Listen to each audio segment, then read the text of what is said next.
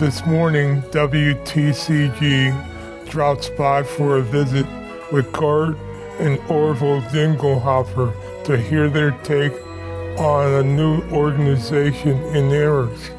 Gertrude, before I go, I think you should look at that last column there. There's that thing about Amherst For All. Oh, I heard that they want to change our kind of government. Is that right? Correct. They think the town would be better if we had a mayor and city council. That's why they call their group Amherst For All. Get it? It's a joke. I get it. Well, we won't be better off if they get their way. If you wanted a quick decision on something, just 3 people have to be convinced to do it. Town meeting has 240 members. What could be more representative of the town than that? Got that right. Okay, let me see who is on their 20-member steering committee. Adam Lucia. Doesn't he own Zanners? Yep. And wait a minute, Michael Alpert. Orville, didn't those 2 guys want a change in their property, the zoning for their property up there on Butterfield Terrace? Yep, they wanted to change the zoning so a developer could come in and build apartments on those properties, you know, near the university. We voted that down at last May's town meeting because it looked like spot zoning to us. They certainly would have an interest in getting rid of town meeting. Guess who else is involved? Richard Rosnoy, Stephen Schreiber, and Greg Stutzman. Am I right? Aren't they all on the planning board? Yes, Rosnoy's a lawyer, Schreiber's a professor of architecture and design at UMass, and Stutzman sells real estate. Yeah, they all voted to give waivers to Williams and Wilson, owners of that Archipelago outfit, so that Kendrick Place could get built. Yeah. Well, Jonathan O'Keefe, for Pete's sake, is he in on this too? He was on the planning board back when his wife Stephanie was chair of the select board just a few years ago. And his father-in-law was chair of the Amherst Redevelopment Authority, the ARA. And you know, that group has the power to take property by eminent domain. You mean John Cool was on the ARA? Yes. So we have the whole family here, huh? Holding positions on the planning board, the select board, redevelopment authority. Does Amherst For All really mean all in the family? Well, it's beginning to look that way. Let's see who else. Uh-oh, I see Aaron Hayden here too. He used to be chair of the planning board, and then he became chair of the select board. He also served as chair of the ARA for a year or 2 while on the select board. Well, thanks for reminding me. He shut down any discussion of a report by John Fox. You know, that lawyer, he's a good fella. It documented the incident where Jonathan Tucker, who was the director of the planning department, withheld his traffic study from the planning board when they were considering whether to grant a permit for that Kendrick Place. Yeah, wow. Oh, this gets better and better.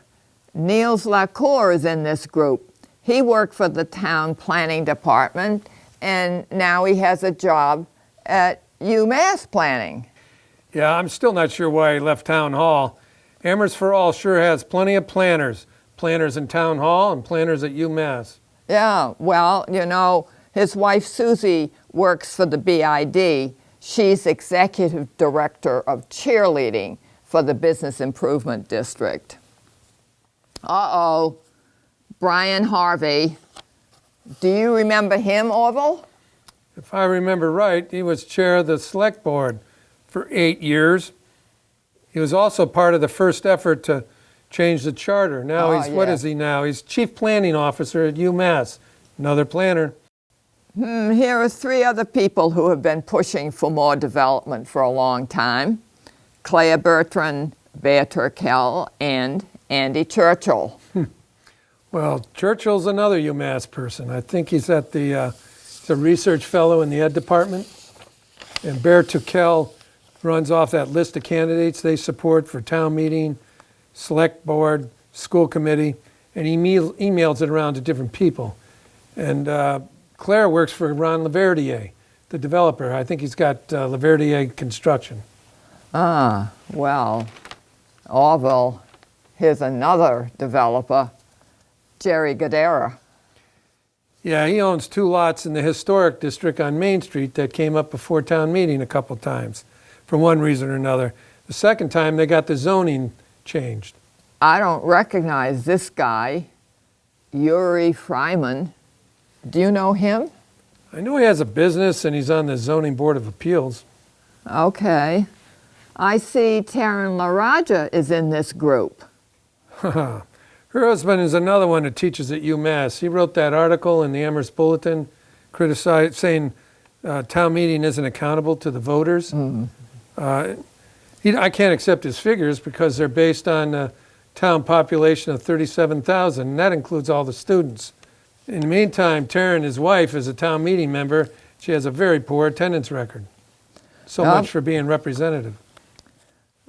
Speaking of town meeting members, Nina Wishengrad is with this group, and I remember her statement when she ran for town meeting a couple of years ago, and I have it right here.